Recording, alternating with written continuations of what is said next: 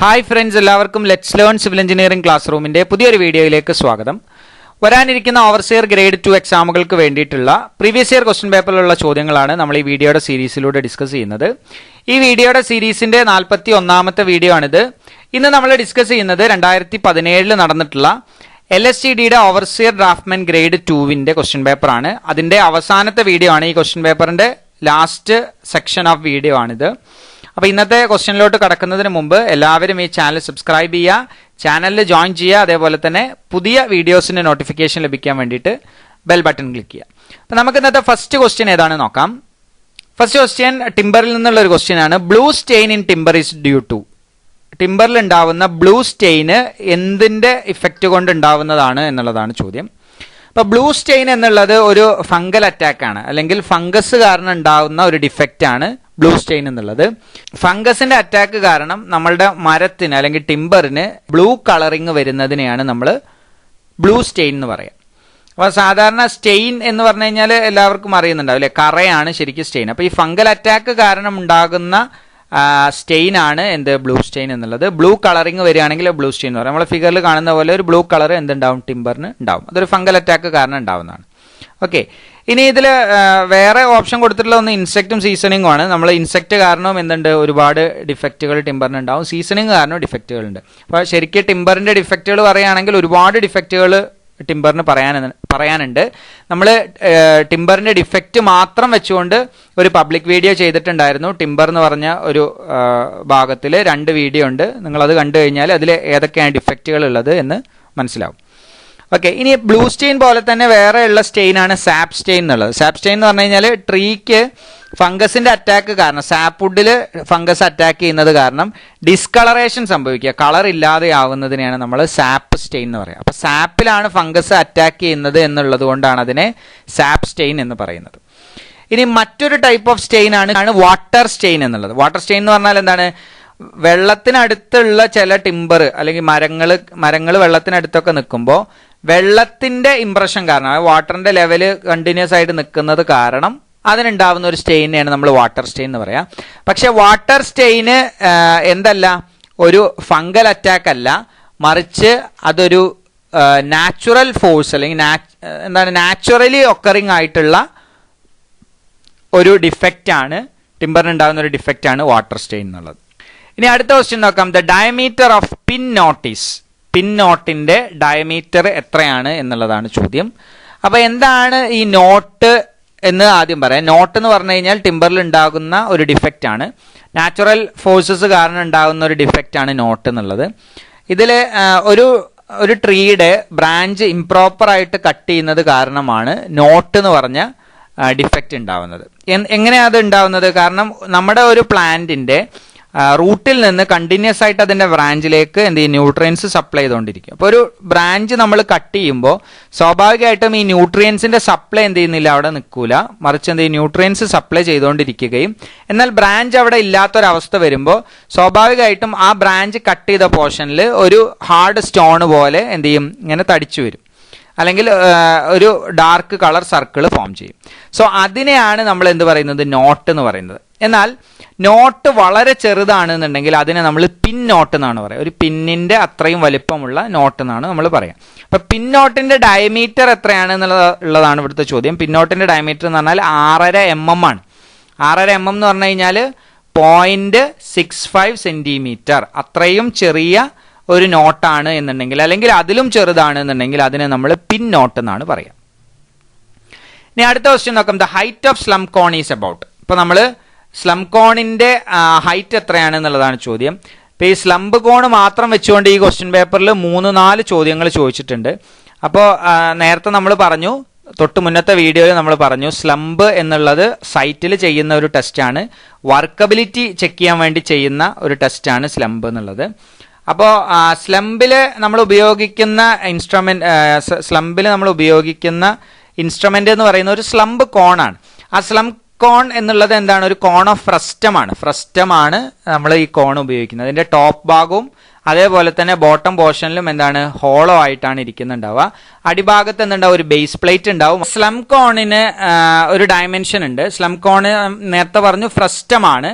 ആ ഫ്രസ്റ്റത്തിന്റെ ടോപ്പ് ഡയ എന്ന് പറയുന്നത് 10 സെന്റിമീറ്ററും ബോട്ടം ഡയ എന്ന് പറയുന്നത് 20 സെന്റിമീറ്ററും അതിന്റെ ഹൈറ്റ് 30 സെന്റിമീറ്ററാണ്. അപ്പോൾ എളുപ്പമുണ്ട് ഓർക്കാൻ, 10, 20, 30 എന്ന് പഠിച്ചാൽ മതി. 10 centimetre top dia, 20 centimetre bottom dia and 30 centimetre അതിന്റെ ഹൈറ്റ്. അപ്പോൾ ഇവിടെ ചോദിച്ചിട്ടുള്ളത് height of the slump cone ആണ്.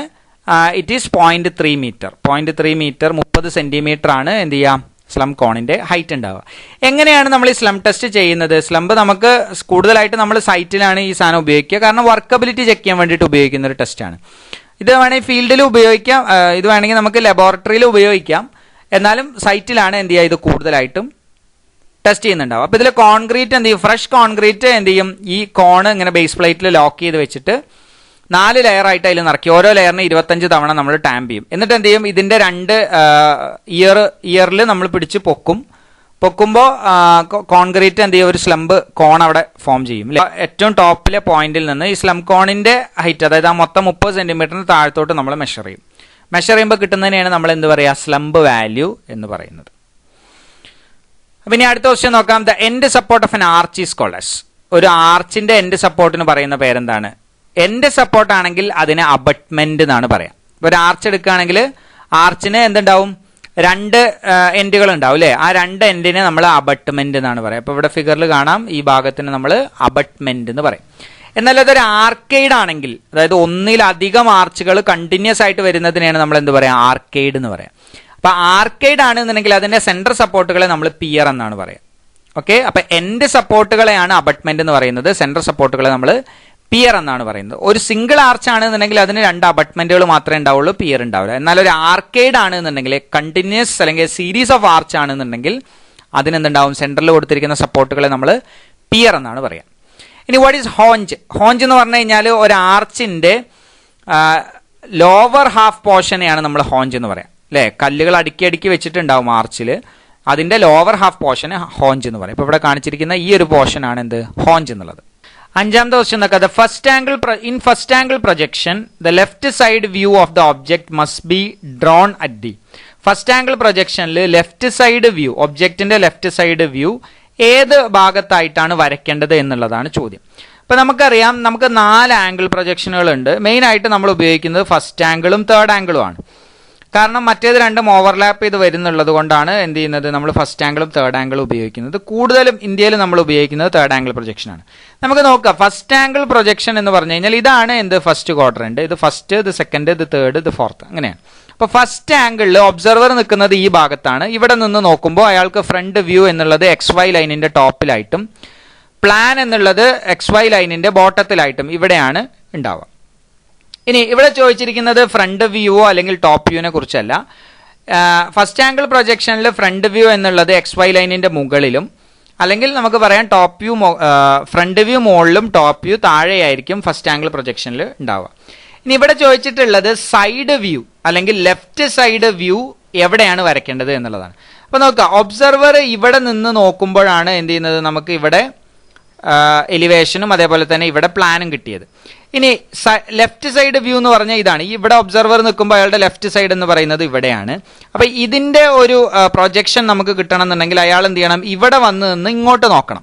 അപ്പൊ അങ്ങോട്ട് നോക്കുമ്പോൾ നമുക്കറിയാം, ഈ ഒരു പ്രൊജക്ഷൻ കിട്ടണം എന്നുണ്ടെങ്കിൽ, ലെഫ്റ്റ് സൈഡ് വ്യൂ കിട്ടണം എന്നുണ്ടെങ്കിൽ അയാൾ ലെഫ്റ്റ് സൈഡിൽ നിന്നുകൊണ്ട് പ്രൊജക്ട് ചെയ്താൽ ലെഫ്റ്റ് സൈഡ് വ്യൂ കിട്ടുള്ളൂ. അപ്പൊ ഇവിടെ ഈ ബാക്ക് എന്ന് കാണിച്ചിരിക്കുന്ന ഈ ഒരു സ്ക്രീനിലേക്കാണ് എന്ത് ചെയ്യുന്നത്, ലെഫ്റ്റ് സൈഡ് വ്യൂ പോകുന്നത്. അപ്പൊ സ്വാഭാവികമായിട്ടും ഇവിടെ നിൽക്കുന്ന ഒബ്സർവറെ സംബന്ധിച്ചിടത്തോളം എലിവേഷന്റെ റൈറ്റ് സൈഡിലായിട്ടാണ് എന്തുണ്ടാവുക, ലെഫ്റ്റ് സൈഡ് വ്യൂയുടെ പ്രൊജക്ഷൻ ഉണ്ടാവുക.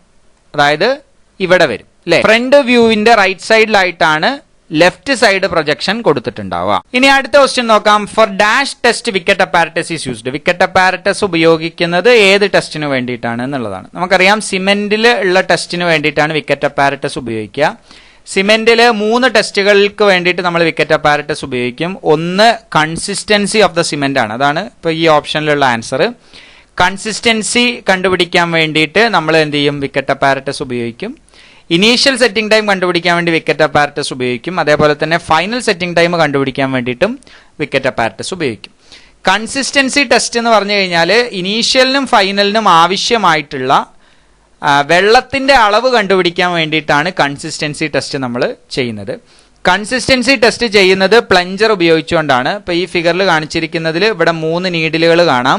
അതിൽ ഈ സെൻറ്ററിലുള്ളതാണ് എന്ത്, പ്ലഞ്ചർ. ആ പ്ലഞ്ചർ എന്ന് പറഞ്ഞിട്ടുള്ള നീഡിൽ ഉപയോഗിച്ചുകൊണ്ടാണ് നമ്മൾ കൺസിസ്റ്റൻസി ടെസ്റ്റ് ചെയ്യുക. ഇനീഷ്യൽ സെറ്റിംഗ് ടൈം ചെയ്യുന്നത് എന്താണ്, 1 mm സ്ക്വയർ നീഡിൽ ഉപയോഗിച്ചിട്ടാണ്. ഇതാണ് ഇനീഷ്യൽ സെറ്റിംഗ് ടൈമിൻ്റെ നീഡിൽ. ഫൈനൽ സെറ്റിംഗ് ടൈം ചെയ്യുന്നത് നീഡിൽ വിത്ത് ആനുലാർ കോളർ ഉപയോഗിച്ചിട്ടാണ്. ഒരു കോളറും കൂടെ എന്തുണ്ടാവും, ആ നീഡിൽ ഉണ്ടാവും.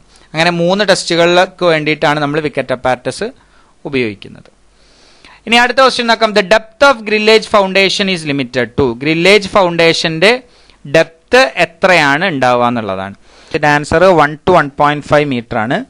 നമ്മൾ ഗ്രില്ലേജ് ഫൗണ്ടേഷനെ കുറിച്ച് കഴിഞ്ഞ വീഡിയോയിൽ നമ്മൾ എക്സ്പ്ലെയിൻ ചെയ്തിട്ടുണ്ടായിരുന്നു. ഹെവിലി ലോഡഡ് ആയിട്ടുള്ള, വളരെ കോൺസെൻട്രേറ്റഡ് ആയിട്ടുള്ള, എന്നാൽ സോയിലിന്റെ ബെയറിംഗ് കപ്പാസിറ്റി വളരെ കുറവുള്ള സ്ഥലങ്ങളിലാണ് ഗ്രില്ലേജ് ഫൗണ്ടേഷൻ ഉപയോഗിക്കുക.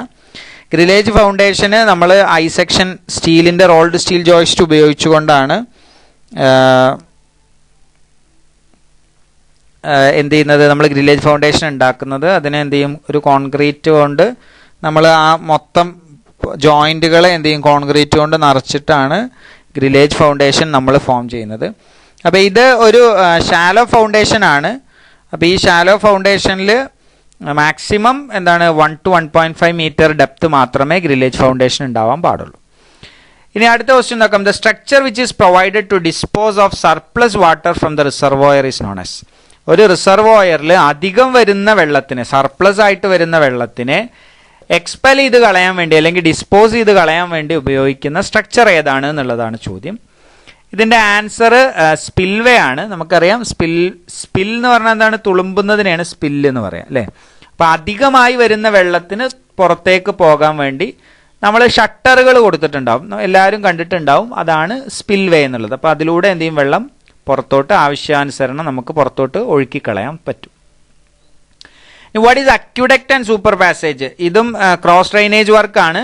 സൂപ്പർ പാസേജ് എന്ന് പറഞ്ഞു കഴിഞ്ഞാൽ റിവർ മുകളിലൂടെയും അല്ലെങ്കിൽ ഡ്രെയിന് മുകളിലൂടെയും കനാല് താഴത്തോടെയും പോകുന്നതിനെ നമ്മൾ സൂപ്പർ പാസേജ് എന്നും, അതിന്റെ ഓപ്പോസിറ്റ് ആയിട്ട് കനാല് മുകളിലൂടെയും ഡ്രെയിന് താഴത്തോടെയും പോവുകയാണെങ്കിൽ അതിനെ അക്യുഡക്റ്റ് എന്നും നമ്മൾ പറയും. ഇനി അടുത്ത ക്വസ്റ്റ്യൻ നോക്കാം. The line joining the centre of the eyepiece to the optical centre of the object glass is known as. ഒരു തിയോഡലൈറ്റിൽ അല്ലെങ്കിൽ ഒരു ടെലിസ്കോപ്പിൽ ഒപ്റ്റിക്കൽ ഐ പീസിന്റെ സെന്ററും ഒബ്ജക്റ്റീവ് ഗ്ലാസിന്റെ ഒപ്റ്റിക്കൽ സെന്ററും തമ്മിൽ കണക്ട് ചെയ്യുന്ന ലൈനിനെ എന്താണ് പറയുക എന്നുള്ളതാണ്. അതിനെ ആക്സിസ് ഓഫ് ദ ടെലിസ്കോപ്പ് എന്നാണ് പറയുക, അല്ലെങ്കിൽ അതിനെ ലോഞ്ചിറ്റ്യൂഡിനൽ ആക്സിസ് എന്നും പറയും. ഹൊറിസോണ്ടൽ ആക്സിസ് എന്നുള്ളത് ആക്ച്വലി ഐ പീസും ഒപ്റ്റിക്കൽ സെന്റർ, ഒബ്ജക്റ്റീവിന്റെ ഒപ്റ്റിക്കൽ സെന്ററും കണക്ട് ചെയ്യുന്നതല്ല ഹൊറിസോണ്ടൽ ആക്സിസ്.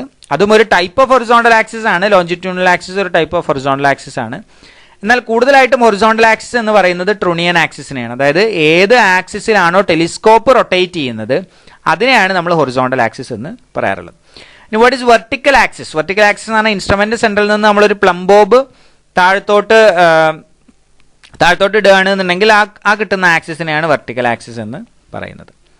ഇനി വാട്ട് ഈസ് പാരലാക്സ്? പാരലാക്സ് എന്ന് പറഞ്ഞു കഴിഞ്ഞാൽ ഇമേജ് പ്ലെയിനും അതേപോലെ തന്നെ ക്രോസ് എയറിന്റെ പ്ലെയിനും സെയിം പ്ലെയിനിൽ വരുന്നതിനെയാണ് നമ്മൾ പാരലാക്സ് എന്ന് പറയുക. ഡിഫറെന്റ് പ്ലെയിനിലാണെങ്കിൽ പാരലാക്സ് എറർ എന്ന് പറയും.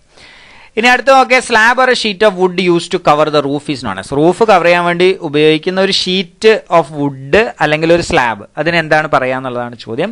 ഇതിന്റെ ആൻസർ ഷിംഗിൾ ആണ്. ഷിംഗിൾ എന്നുള്ളത് എന്താണ്, ഒരു റൂഫിംഗ് മെറ്റീരിയൽ ആണ്. റൂഫിംഗ് മെറ്റീരിയൽ ഷീറ്റ്, വുഡിന്റെ ഷീറ്റുകളോ അല്ലെങ്കിൽ മറ്റും ചില മെറ്റീരിയലിന്റെ ഒക്കെ ഷീറ്റ് ഉപയോഗിച്ചുകൊണ്ട് റൂഫിനെ കവർ ചെയ്യാൻ വേണ്ടി ഉപയോഗിക്കും. പല പുതിയ വീടുകളിലും എന്ത് ചെയ്യാറുണ്ട്, ഷിംഗിൾസ് ഉപയോഗിക്കാറുണ്ട്.